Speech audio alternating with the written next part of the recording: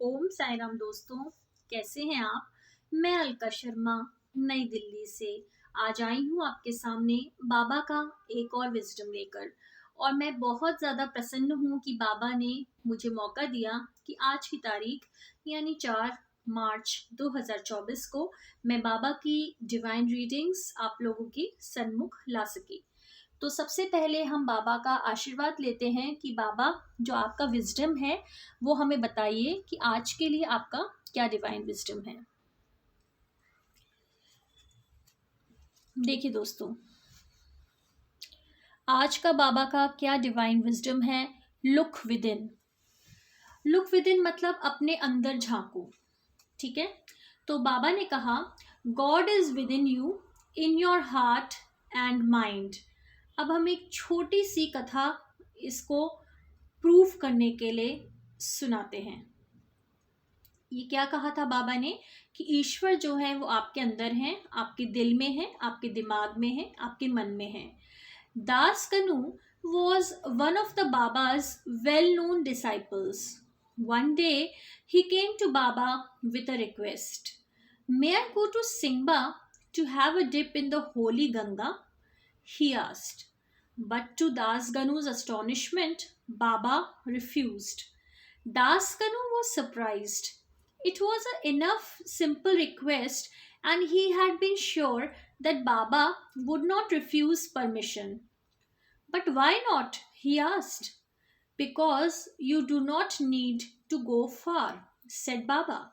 Why go to Singba, my friend, when the Ganga and Jamuna are right here? Daskanu was puzzled. Baba gently said to him, hold out your hands at my feet. Dasganu observed and obeyed, and soon water flowed out of Baba's toes and into Dasganu's waiting hands. Daskanu finally understood that Baba's message, God lived in a person's heart and mind and not in any particular place of worship or pilgrimage. अब इसमें क्या है दोस्तों, ये जो कहानी है इस खूबसूरत सी, इसमें बाबा ने अपनी जो लीला है वो भी इसमें बताई है कि वो अपने भक्तों के लिए क्या लीला करते थे।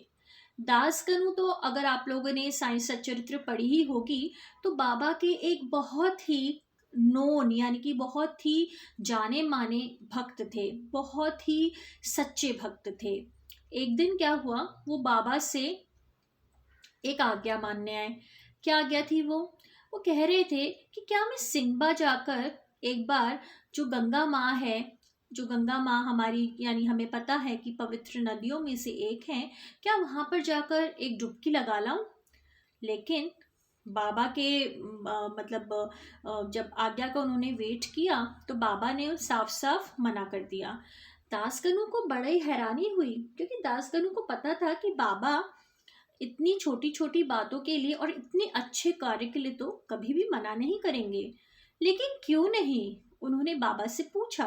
बाबा ने कहा, क्योंकि तुम्हें इतनी दूर जाने की जरूरत नहीं।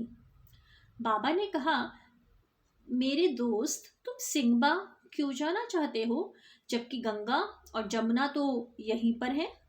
अब दासकनु बड़े हैरान हो गए।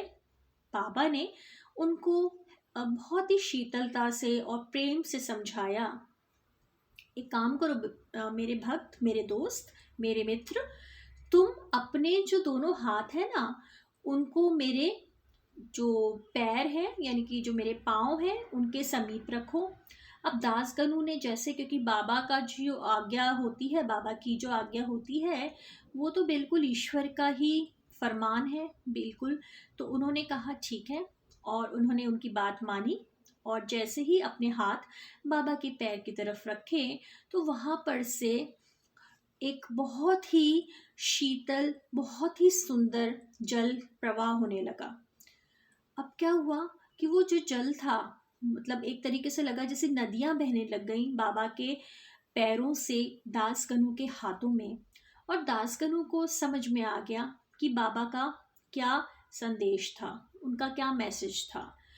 जो ईश्वर होते हैं वो तो एक मनुष्य के दिल में रहते हैं, वो किसी भी पर्टिकुलर जगह में नहीं रहते और किसी भी पर्टिकुलर प्लेस ऑफ वर्शिप या पिलग्रिमेज में भी नहीं रहते। यानी कि वो कहीं भी, आप सोचिए कि जो ईश्वर हैं वो सिर्फ मंदिरों में मिलेंगे या फिर सिर्फ किसी पूजा या धार्मिक स्थल पर ही मिलेंगे, ऐसा नहीं होता दोस्तों। ईश्वर तो हमेशा अपने भक्त के हार्ट में, यानी अपने भक्त के दिल में रहते हैं और उनके हृदय में रहते हैं, उनके दिमाग में रहते हैं, उनके मन में रहते हैं।